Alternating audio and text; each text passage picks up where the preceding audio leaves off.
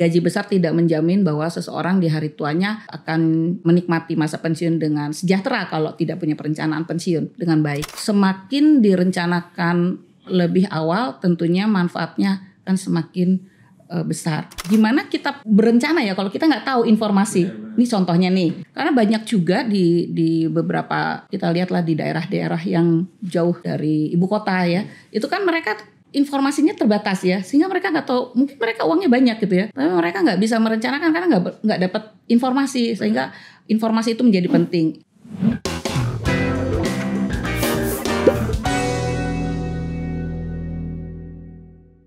Halo Konvisto semua, kembali lagi di Invest Talk, all about investment.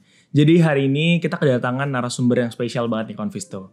Kita kedatangan sebuah organisasi dana pensiun dari gereja yang pastinya mengurus dana pensiun dari peserta-pesertanya. Nah, penasaran kegiatannya apa aja, ngapain aja, dan kira-kira dana pensiun sendiri itu apa sih dan seberapa penting dana pensiun itu? Langsung aja kita ada dengan Ibu Vesna. Halo Ibu Vesna. Halo Mas. Apa kabar Bu? Baik. Ya mungkin apalagi kan sekarang cuacanya kayak gini ya. Iya, antara panas dengan hujan. Bener. Mungkin boleh diceritain backgroundnya sedikit dulu Bu, dari pekerjaannya, terus sehari-hari ngapain aja gitu dari Dapen PGI sendiri. Ya, terima kasih Mas Namras sudah mengundang kami. Dana pensiun PGI itu dana pensiun yang mengelola, pesertanya adalah pendeta-pendeta anggota PGI. Itu sinode besar, itu di bawah sinode itu ada gereja-gereja yang seperti Mas suka lihat. Di sini ada gereja apa. Nah, itu ada induknya sendiri, itu sinode. Jadi anggota PGI itu cukup banyak, dan yang baru menjadi peserta di dana pensiun PGI itu baru sekitar 4.000 something lah. Nah, itu pesertanya berarti? Iya, pesertanya. Di lembaga gerejanya itu ada 27. Nah, sementara ini masih terus ada proses sosialisasi supaya setiap pendeta juga punya manfaat pensiun ketika dia sudah memasuki usia pensiun. Oke, menarik banget nih info tambahan, berarti ilmu baru buat kita nih. Berarti untuk anggotanya sendiri tuh hanya pendeta-pendeta atau dari jemaat juga, dan misalnya uang kelolaan gerejanya tersebut juga? Kalau anggotanya, pesertanya ya, kalau anggota itu kan gerejanya. Nah, pesertanya itu yang diatur oleh dana pensiun PGI dalam peraturannya adalah pendeta-pendeta. Tetapi juga ada gereja itu mendaftarkan juga para pekerja yang ada di kantor gerejanya. Nah itu kan kalau pekerja yang ada di kantor gereja itu mereka itu seperti pegawai gitu. Jadi nanti ada perlakuan khusus tuh untuk pendeta, usianya itu kan beda dengan pekerja. Nah, ada pembagian seperti itu. Tapi pesertanya yang didaftarkan itu antara karyawan yang ada di gereja itu, tapi tidak termasuk jemaat ya. Kalau jemaatnya terlalu luas. Nah, karena kan dana pensiun PGI itu dana pensiun pemberi kerja. Dana pensiun itu ada dua jenis, dana pensiun lembaga keuangan itu yang dibangun atau dibentuk oleh asuransi dan bank, lalu dana pensiun pemberi kerja. Dana pensiun pemberi kerja itu termasuk salah satunya dana pensiun PGI. Sehingga yang masuk ke dana pensiun PGI itu harus punya pemberi kerja. Pemberi kerjanya ini kan gereja. Nah, jadi gereja mendaftarkan pendeta atau karyawannya karena dia sebagai pemberi kerja. Nah, itu yang jadi pokok aturan khususnya. Oke, mungkin dari situ kita udah banyak belajar gitu ya soal cara kerja dana pensiun pemberi kerja tersebut. Nah, tapi kalau alurnya sendiri Bu, misalnya dari pekerjanya apakah misalnya udah dipotong tiap bulannya, terus misalnya di luar itu apakah ada kegiatan atau hal yang harus mereka lakukan gitu selain dari kalau pengurus DAPN sendiri kan pasti mengelola uangnya gitu, dari pesertanya sendiri kira-kira ada apa Bu kegiatannya? Iya, di dana pensiun pemberi kerja itu nanti pemberi kerja memberikan iurannya itu dibagi dua, iuran pemberi kerja dan iuran peserta. Nah itu memang undang-undangnya begitu ya. Ada pemberi kerja berapa persen, tentunya pemberi kerja tuh selalu lebih besar, peserta berapa persen. Nah kenapa ada bagian seperti pemberi kerja dan peserta, itu sebagai bentuk tanggung jawab dan penghargaan. Sehingga setiap karyawan atau setiap pekerja nanti ketika memasuki usia pensiun ada sesuatu yang mereka terima dari hasil kerja sekian tahun. Nah kenapa peserta juga harus dipotong? Ya itu juga bentuk tanggung jawabnya si peserta. Kesadaran gitu ya. Jadi itu yang harus dibayar iurannya setiap bulan, namanya iuran normal ya. Karena ada iuran yang lain gitu ya. Ya ada iuran tambahan, ada untuk memberikan fasilitas yang lain. Nah, tapi iuran normal itu yang wajib, yang dua itu peserta dan pemberi kerja dan peserta. Sebelumnya berapa lama Bu? Saya di dana pensiun, dana pensiun PGI tahun 92 sampai dengan 98, lalu saya belajar sedikit keluar, masuk lagi tahun 2000 sampai dengan sekarang. Berarti udah sangat lama ya. Iya. Oke, nah berarti kan Ibu udah menyaksikan sendiri gitu ya proses pensiun dari masing-masing individu, dari yang mungkin mulai dari nol sampai yang mungkin sedikit terlambat gitu. Itu kira-kira menurut Ibu seberapa penting sih Bu mempersiapkan dana pensiun? Iya, betul. Jadi masalah pensiun itu adalah masalah perencanaan. Semakin direncanakan lebih awal, tentunya manfaatnya akan semakin besar. Oh, saya punya ini aja nanti deh kalau udah mendekati pensiun, enggak. Jadi artinya perencanaan itu di awal lebih baik sehingga akhirnya juga jadi baik. Gimana kita berencana ya kalau kita nggak tahu informasi? Benar. Ini contohnya nih, misalnya Mas kerja lalu aduh uangnya banyak nih, tapi karena tidak pernah amin ya, amin ya, karena tidak pernah tahu, wah ini saya uangnya tuh mau diapain ya, gimana caranya untuk mempersiapkan, sehingga di situ juga harus ada proses edukasi, literasi gitu, informasi yang didapat dari setiap orang gitu. Karena banyak juga di beberapa kita lihatlah di daerah-daerah yang jauh dari dari ibu kota ya, itu kan mereka informasinya terbatas ya, sehingga mereka nggak tahu, mungkin mereka uangnya banyak gitu ya, tapi mereka nggak bisa merencanakan karena nggak dapat informasi, sehingga informasi itu menjadi penting, informasi, literasi, edukasi. Nah akhirnya seseorang bisa, ya saya harus merencanakan berdasarkan informasi yang mereka tahu. Seperti itu sih. Berarti mungkin lanjut ke pertanyaan berikutnya nih Bu. Berarti benar nggak sih Bu kalau gaji besar itu belum tentu menjamin masa pensiun yang nyaman gitu Bu? Oh iya, pasti, karena bisa aja gaji besar kalau tidak punya informasi tentang bagaimana merencanakan masa pensiun, dia bisa habis dengan gaya hidup. Mungkin dia bisa kelola dengan saya investasi aja deh, investasi di mana gitu ya. Nah tapi kan ada layernya ya. Kita mulai dari mana? Dari tabungan. Setelah tabungan baru kita punya perencanaan hari tua.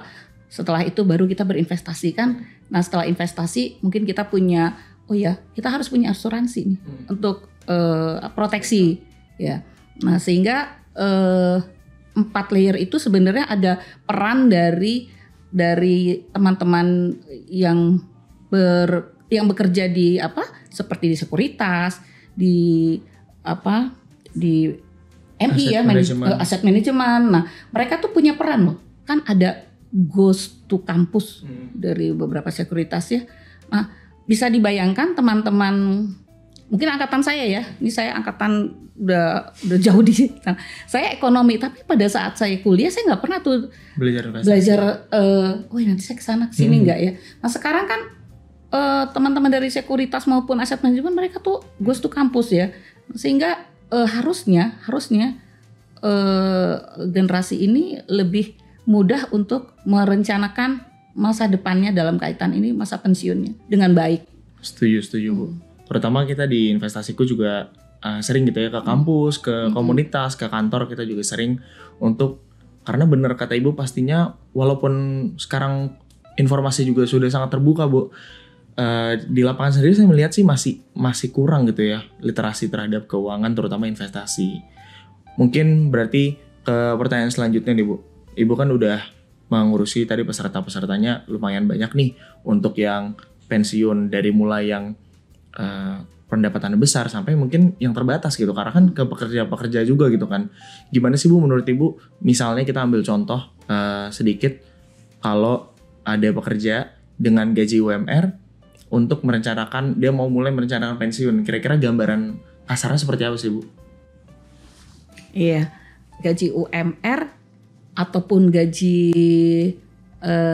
sultan itu tetap harus punya perencanaan pensiun ya. Kita setuju bagian itu ya, bahwa gaji besar tidak menjamin bahwa seseorang di hari tuanya akan menikmati masa pensiun dengan sejahtera kalau tidak punya perencanaan pensiun dengan baik. Nah, gaji UMR itu kan juga artinya anak-anak muda sekarang, misalnya gaji UMR sekarang berapa ya? 5 Jakarta 5,2 ya? Sekitar 5,5. 5,2 ya. Nah, dengan 5,2 itu harusnya sih kita dengan tidak FOMO. Paling penting tuh ya Bu ya. Itu paling penting ya, tidak apalagi FOMO. anak-anak muda ya. Itu ya penting, tidak FOMO. Begitu gajian ya kita harus yang pertama yang harus dipersiapkan adalah tabungan. Setelah tabungan tersedia minimal mungkin 6 bulan mungkin ya, kita punya tabungan untuk hidup 6 bulan ke depan ya kalau terjadi resiko. Lalu setelah punya tabungan baru kita mempersiapkan itu dana pensiun. Tapi saya kira sekarang dana pensiun itu kan ada dipersiapkan juga dengan dalam tanda kutip dipaksa ya. Kita masuk BPJS-TK, saya kira itu baik. Setiap perusahaan itu diwajibkan masuk mendaftarkan karyawannya. Di sana kan ada JHT, ada JP gitu ya. Nah itu juga oke lah, kita di layer itu dulu, tidak masuk di dana pensiun yang sukarela. Nah dana pensiun PG itu masuk dana pensiun sukarela. Artinya boleh ikut boleh enggak kan gitu. Nah kalau ini udah ada ya pastinya ke depan kalau kita mau masuk ke usia pensiun itu, kalau sekarang umurnya 25 udah kerja, berarti pensiun nanti umur mungkin 58 sekarang ya. Saya kira dihitung dengan bunga yang deposito Bank Himbara gitu ya. Saya kira hasilnya dahsyat loh. Dengan 1 bulan itu 50.000 aja deh untuk dana pensiunnya. Hitung deh. Umur 25 sampai umur 58 hitung. Saya kira itu bisa kita asumsikan bunga Bank Himbara itu sekitar 4% ya sekarang. Pasti dahsyat hasilnya ya. Iya. Ada 50.000, apa sih artinya 50.000 ya kan? Kurangin kopi 2 kali ya. Iya, itu tapi itu ya semakin cepat mempersiapkan artinya semakin baik hasilnya. Jangan nanti usia pensiun tinggal 10 tahun lagi baru mempersiapkan, mungkin effortnya beda. Harusnya bisa 50.000 tiap bulan, tapi karena kita 10 tahun lagi berarti mempersiapkannya 1 juta per bulan gitu ya. Sementara mungkin saat itu kebutuhan udah ada anak-anak yang sekolah dan lain sebagainya. Nah, maka menjadi penting untuk anak muda tuh sebelum ada tanggungan, kurang-kuranginlah FOMO, kurang-kurangin ngopi demi persiapan masa pensiun yang baik gitu ya. Oke Bu. Apalagi tadi kan itu kalau asumsi 4% gitu. Apalagi sambil belajar, sambil bisa masuk ke yang lebih besar lagi gitu ya. Walaupun dengan resiko yang lebih tinggi, tapi kan sambil belajar gitu ya. Oke, baik Bu. Tapi dari tadi kita ngomongin pensiun Bu. Sebenarnya menurut Ibu, pandangan Ibu sendiri nih, pensiun itu sebenarnya apa sih, maksudnya ngapain sih kalau pensiun? Apakah udah bener-bener gak ngapa-ngapain gitu, leha-leha aja, atau memang fokus ke keluarga, atau emang ada kegiatan lain yang lebih disuka atau gimana Bu? Seharusnya masa pensiun itu menjadi masa yang menyenangkan ya untuk kita yang bekerja. Seharusnya ya. Karena ketika kita pensiun kita bisa menikmati hasil sekian tahun kita kerja tanpa harus berlelah-lelah bekerja kan gitu. Iya. Apa yang harus kita kerjakan? Nah, ketika kita masih punya pekerjaan, tidak salah juga kita menggali potensi diri. Artinya, saya punya potensi melakukan ini dan itu, dan mungkin ini sekedar hobi. Tetapi apakah hobi ini bisa dipakai terus dan menghasilkan manfaat baik bagi orang lain, tentunya bagi saya pribadi ketika saya nanti sudah tidak ada pekerjaan lagi atau udah pensiun begitu ya. Nah, saya kira itulah yang membuat kita seharusnya memasuki usia pensiun itu menyenangkan. Misalnya nih, saya waktu masih kerja nih ke kantor harus naik LRT atau MRT atau busway sempit-sempitan gitu ya, hanya mengejar mengejar sekian juta gitu ya. Nah, tetapi ketika saya pensiun saya bisa menikmati sekian juta per bulan tanpa harus berlelah-lelah gitu. Sambil saya melakukan hobi saya yang juga mungkin bisa menghasilkan uang gitu ya. Jadi pensiun itu harusnya tidak sesuatu yang menakutkan. Karena kalau pensiun menjadi sesuatu yang menakutkan, disitulah sakit penyakit timbul.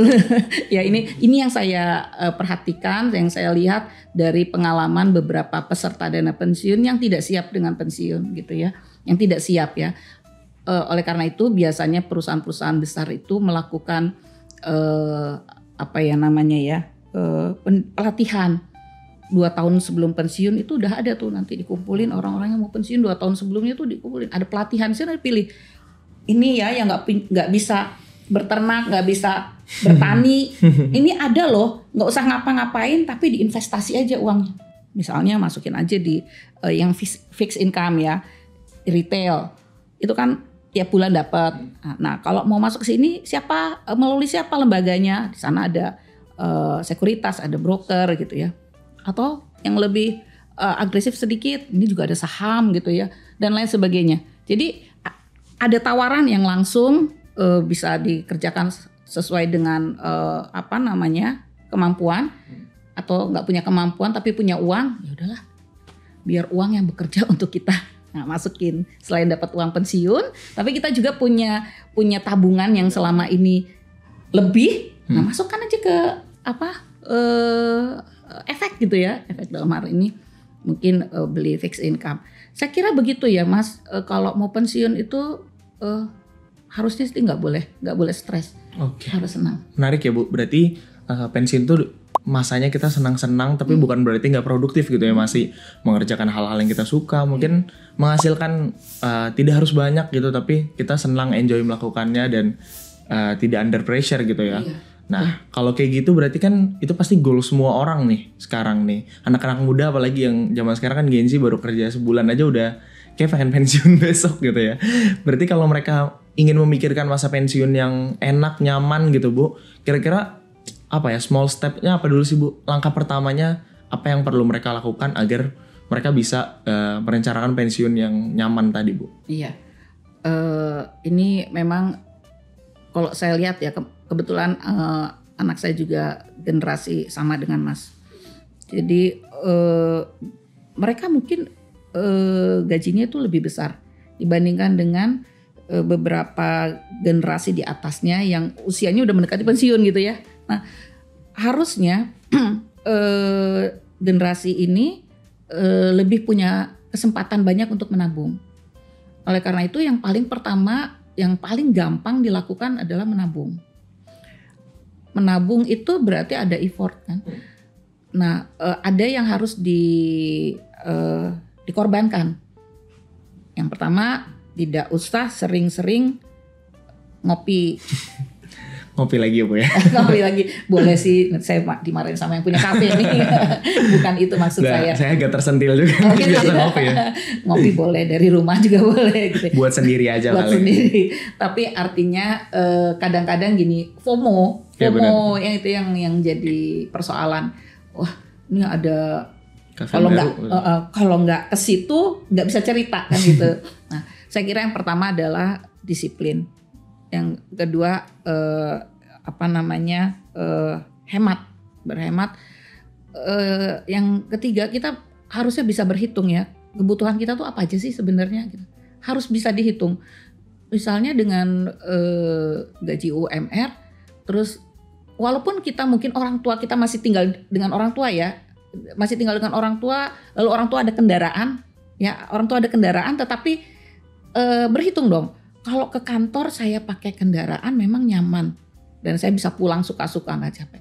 Tetapi kan yang harus dipikirkan adalah ini boros loh. Karena harus beli bensin, bayar tol, bayar parkir.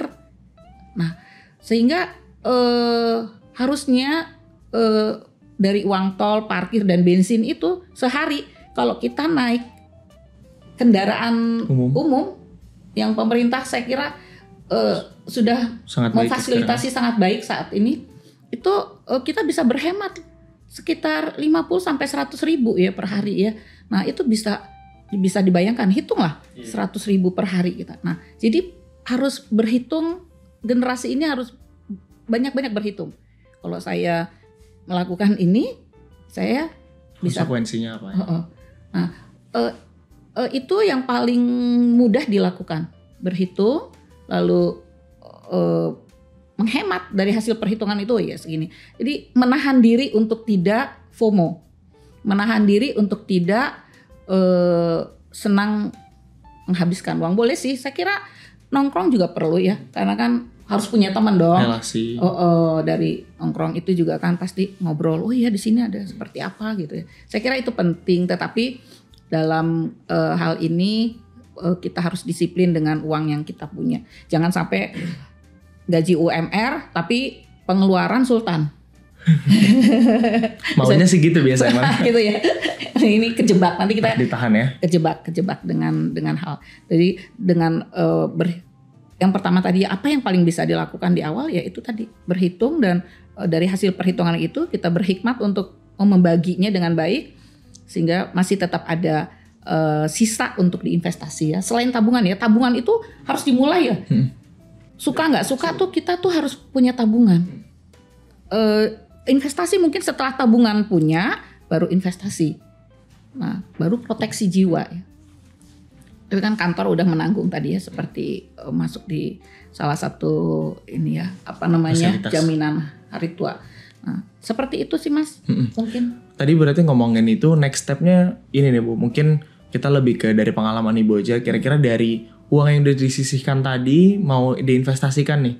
Kan mungkin bedanya kalau mempersiapkan masa pensiun, harapannya risikonya yang serendah mungkin gitu ya Bu. Maksudnya karena kan kita tidak mau uangnya berkurang terlalu banyak sampai nanti hari tuanya tidak terjamin gitu, namanya ya jaminan gitu kan. Berarti kira-kira instrumen apa aja sih Bu yang biasanya disarankan gitu untuk, atau biasa dari pengalaman Ibu untuk mengelola dana pensiun? Ini untuk pribadi ya. Pribadi. Untuk pengalaman saya, kalau yang kita lihat dari risiko ya, kita ini termasuk yang bisa menerima risiko atau menghindar risiko ya. Ini kita harus mengenali diri kita dulu. Kita ini seperti apa. Lalu kalau saya sih yang nggak mau ambil risiko. Saya hanya kenal untung. Biasa kalau yang ibu-ibu kayak gitu ya. Saya hanya tahu untung misalnya gitu. Ini ekstrim ya. Tapi kalau kita mengenal diri kita bahwa kita orang yang tidak bisa menerima risiko, maka kita carilah instrumen-instrumen investasi yang risikonya itu kecil dan terukur gitu ya.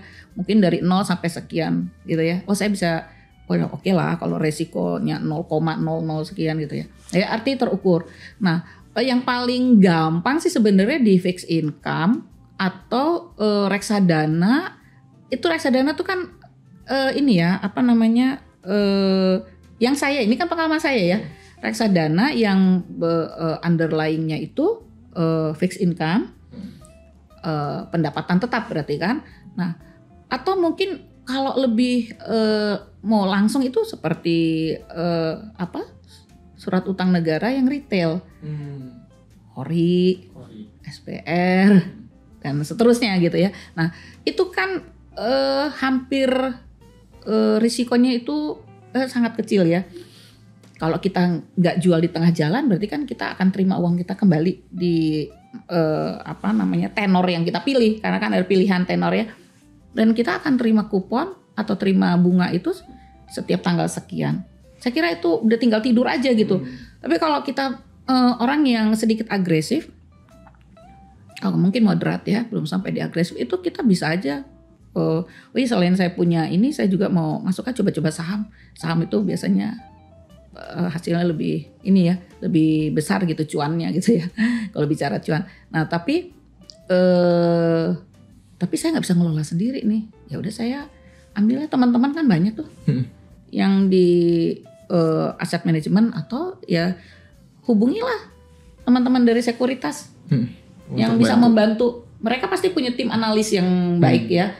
Pasti mereka juga setiap pagi ngirim reportnya. Jadi saya kira seperti itu ya Mas ya, supaya kita nggak terjebak dengan salah pilih.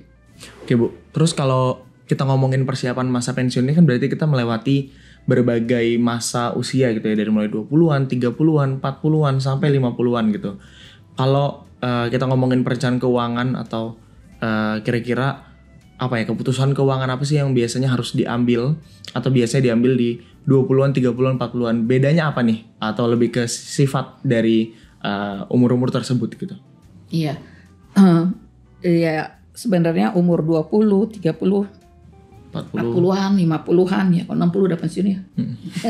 Ya, jadi umur 20-an itu mungkin awal-awal mulai bekerja. Semangat, pasti masih ada satu saya kerja Membara, nih. Ya.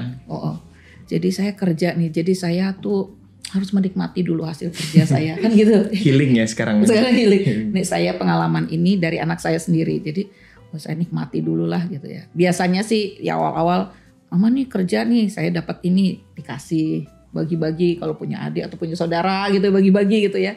Nah lalu tapi anak-anak umur 20-an yang mulai bekerja itu juga mereka cenderung lebih sering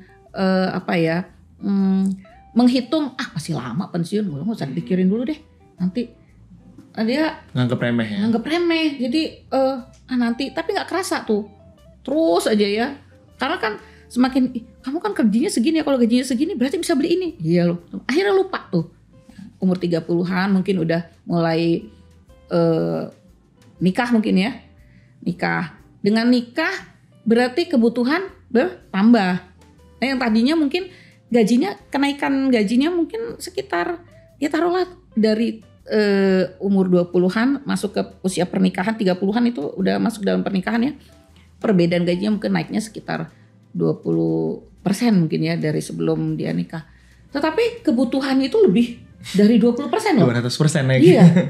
Nah jadi usia awal-awal pernikahan, saya butuh ini karena rumah tangga baru dan lain sebagainya. Akhirnya lupa lagi tuh nabung. Lupa lagi. Udah sampai usia 40, anak-anak udah besar nih. Mau kuliah segala macam, biaya lebih besar lagi dong. Lewat lagi. Nah, terus ini kalau nggak disiplin ya, kita bicara kalau nggak disiplin dan normalnya tidak ada perencanaan. Iya kan? Tapi masih banyaknya justru yang seperti ini gitu ya. Iya, ini fakta. Umur 40 anak-anak mulai usia itu tadi kuliah, butuh dana lebih banyak gitu ya. Nah, umur mau masuk 50 anak-anak pun nikah.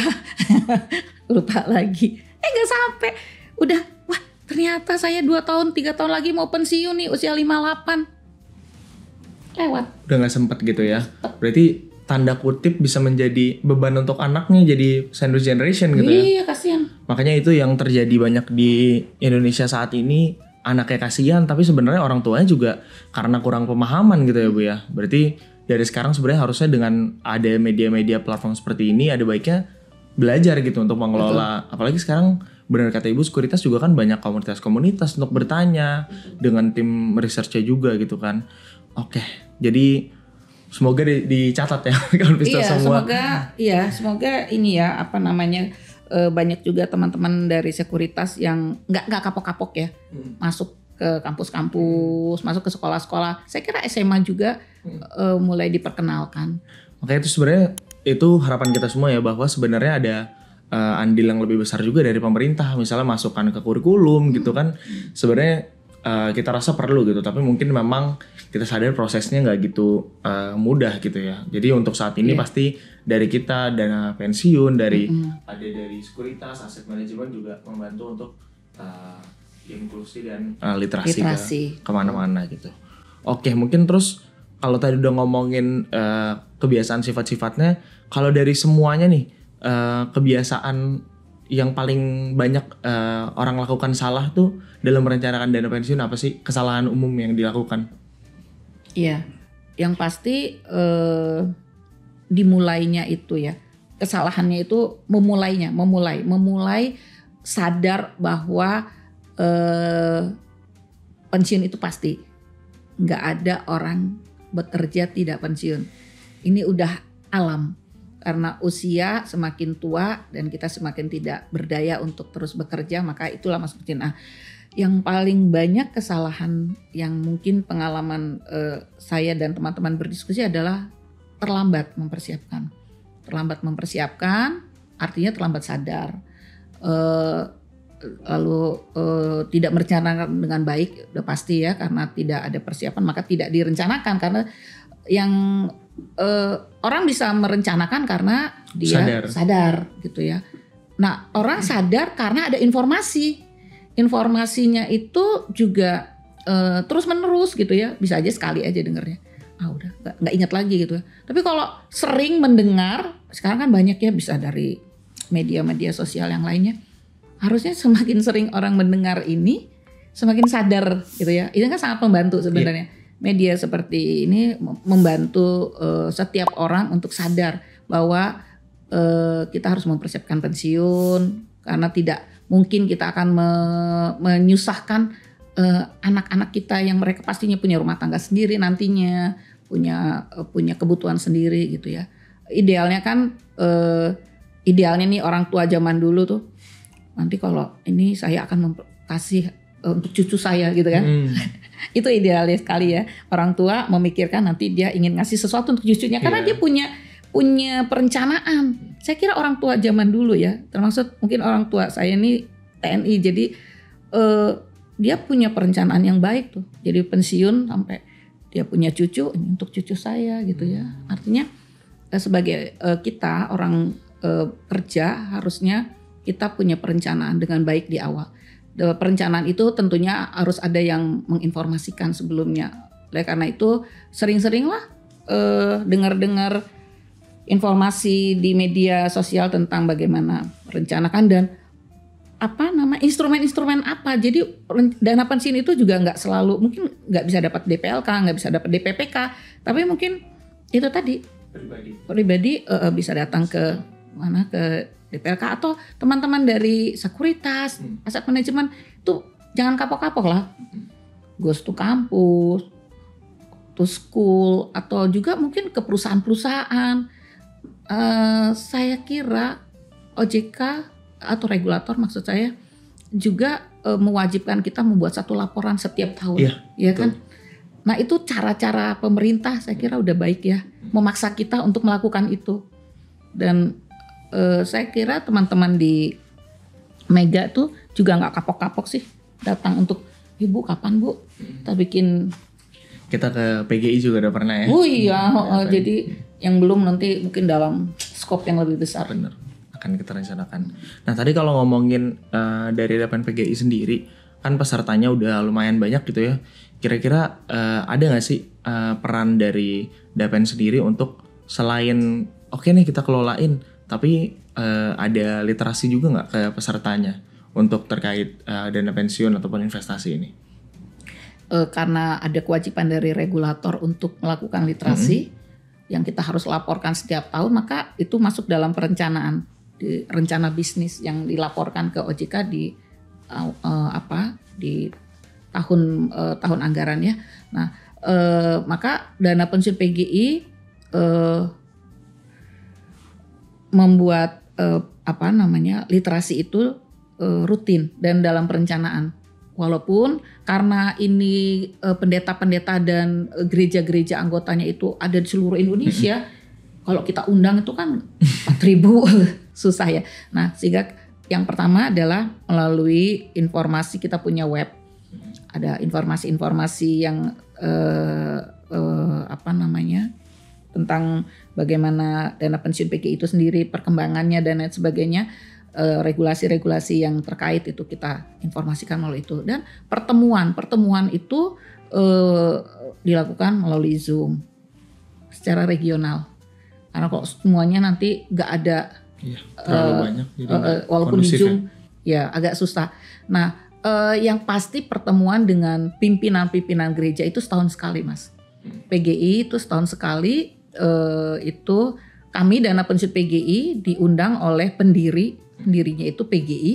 Nah, itu PGI itu mengadakan seperti perusahaan itu RUPS, tapi Dana Pensiun PGI atau PGI sebagai pendiri itu setiap tahun mengadakan sidang MPL itu tahunan. Maka di dalamnya Dana Pensiun PGI sebagai bagian dari organnya PGI itu diundang dan di sana melaporkan sekaligus memberikan informasi-informasi tentang perkembangan Dana Pensiun PGI. Ya, setiap peserta ingin tahu dong duitnya uang kemana nih, berapa, nambah atau enggak. Nah, di sana kita kasih tahu laporan keuangan hasil audit tahun sekian, kita laporkan di sana. Jadi ada media-media yang sudah dibuat secara baik oleh pendiri. Oke, mungkin kalau mau lihat lebih jauh tentang Dana Pensiun PGI bisa cek di mana, Bu? Iya, Dana Pensiun PGI ada websitenya, itu dapenpgi.com. Di sana ada informasi-informasi tentang Dana Pensiun PGI, pengelolaannya seperti apa, pesertanya berapa, siapa-siapa. Lalu juga untuk peserta, mereka punya bisa login dan passwordnya ada untuk melihat uang saya ada berapa. Nah, jadi sejauh itu ya. Silakan teman-teman Visto kalau mau jalan-jalan ke website Dapen PGI silakan. Iya, boleh cek, ada kegiatan-kegiatannya juga gitu. Ada beberapa kegiatan dan ada beberapa informasi ya mungkin itu sifatnya literasi juga. Nah, mungkin nextnya kita berbicara agak segmented nih, Bu. Kan Dapen PGI sendiri berarti kan lingkupnya di dunia gereja gitu ya. Pekerja-pekerja di gereja. Mungkin kalau boleh tahu pandangan dari agama Kristen sendiri mengenai masa pensiun tuh gimana sih? Apakah memang ada ayat-ayat yang menyangkut atau setidaknya anjuran dari para pendeta sendiri? Karena kan kalau yang ikut aja pendeta berarti kan itu pasti salah satu dari kebiasaan pendeta tersebut juga gitu kan? Baik, jadi ini sebenarnya semoga saya nih nggak salah ya, tapi ini pendeta nih yang harusnya bicara ya. Tapi saya secara umum aja. Jadi yang saya lihat di visi misinya Dana Pensiun itu dulu tokoh-tokoh yang pendiri Dana Pensiun PGI itu melihat bahwa di Alkitab itu di Kejadian ya di surat di pertama itu ya di Kejadian 41 itu situ ada cerita bagaimana Yusuf itu menafsirkan mimpinya Firaun bahwa ada 7 tahun kelimpahan dan 7 tahun kekurangan. Dari sana kita melihat bahwa tidak selalu orang akan hidup berlimpah gitu ya. Nah, oleh karena itu semuanya harus direncanakan. Nah, itu salah satu ya. Ada banyak sekali ayat-ayat di Alkitab yang saya kira mungkin lain kesempatan nanti pendeta yang bicara ya. Ini bahwa ini harus direncanakan supaya pada saat kita analogikan lah ya, 7 tahun kelimpahan itu kita masih bekerja, masih produktif gitu ya. Lalu 7 tahun kemudian itu ternyata kita masuk dalam masa paceklik. Anggap aja itu udah usia pensiun gitu ya. Badan kita udah lemah, kita udah gak kerja. Nah, oleh karena itu, karena kita di sini waktu kelimpahan ini kita menyisihkan dengan baik, menyimpan dengan baik sesuai dengan rencana yang baik, maka waktu ada tahun paceklik ini kita bisa nggak kesusahan gitu. Oh, ini punya tabungan banyak kok. Ya, kita punya tabungan pensiun ya tentunya. Jadi saya kira itu juga salah satu yang mendasari kenapa PGI membuat Dana Pensiun. Itu melihat bahwa pendeta-pendeta setelah dia masuk usia pensiun itu tidak lagi ada kesempatan untuk dapat gaji atau saya ya penghasilan lah ya, penghasilan siapa yang mau biayain gitu. Sementara anak-anak mungkin juga cukup untuk mereka gitu ya. Oleh karena itu para tokoh PGI itu memikirkan bahwa ketika pendeta pensiun itu jangan sampai susah gitu, karena dia sudah menolong umat selama dia masih kuat, dia menolong umat, memberikan melayani gereja, melayani. Nah juga dipikirkan juga bahwa supaya pendeta-pendeta ini waktu dia memang waktunya melayani, dia hanya melayani, jangan pikir yang lain-lain deh. Karena yang dilayani itu kan umat, bagaimana umat itu supaya dapat menerima berkat melalui pemberitaan firman Tuhan gitu. Jadi jangan mikirin, aduh saya nggak makan gitu, maka dibikinlah sejahtera lah. Udah kamu, yang penting kamu melayani, nanti urusan pensiun udah ada. Sekaligus fasilitas atau penghargaan kita. Iya, penghargaan. Yang saya kira begitu. Oke, berarti intinya dari agama Kristen sendiri juga mendorong kita untuk merencanakan keuangan kita, untuk pastinya tidak foya-foya gitu ya. Foya-foya juga kan itu salah satu yang tidak maksudnya bertentangan dengan agama gitu kan. Agama apapun. Agama apapun, makanya kita pasti semuanya tidak mentang foya-foya dan materialistik yang terlalu seperti sekarang berarti FOMO dan kawan-kawannya berarti itu ya. Betul. Oke Bu. Menarik banget hari ini kita udah ngomongin soal pensiun, soal dana pensiun itu sendiri, dan bahkan tadi sedikit tentang background dari pandangan agama Kristen. Mungkin Ibu boleh sebelum kita tutup sesi hari ini ada closing statement buat kawan Visto semua, saran-saran kepada anak muda semua, kawan Visto semua, silakan. Untuk teman-teman muda, jangan lupa mempersiapkan pensiun, perencanaan dengan baik, tidak melihat umur, tidak melihat gaji kecil atau besar, itu semua dimulai dari kesadaran. Dan selain untuk pensiun, teman-teman juga mulai berinvestasi. Ada banyak sarana. Kalau dapat PGI sementara ini bermitra dengan Mega Capital Sekuritas. Teman-teman di Mega Capital Sekuritas bisa melayani teman-teman loh, untuk memberikan informasi. Mungkin nggak tahu tentang saham, nggak tahu tentang obligasi, mereka semua bisa memberitahu. Asal kita mau bertanya, pasti mereka menjawab. Tentunya seperti itu ya. Nah, jadi jangan ragu-ragu untuk belajar investasi melalui Mega Capital Sekuritas. Di sana ada investasiku, dan ada fasilitas yang lainnya. Ya, selamat mempersiapkan diri. Saya kira itu. Terima kasih. Oke, terima kasih Bu Vesna waktunya hari ini, sharing-sharingnya. Semoga kita bisa bertemu di lain kesempatan, atau mungkin kita bisa juga sharing-sharing nanti dengan literasi dengan peserta dan anggota. Boleh. Dengan pendeta juga boleh. Oke, boleh. Terima kasih juga buat kawan Visto semua yang sudah menyaksikan episode kali ini. Jangan lupa untuk like, comment, share, dan subscribe untuk episode kali ini. Kita juga hadir di media sosial lain yaitu Instagram dan TikTok. Jangan lupa di follow di investasiku.id.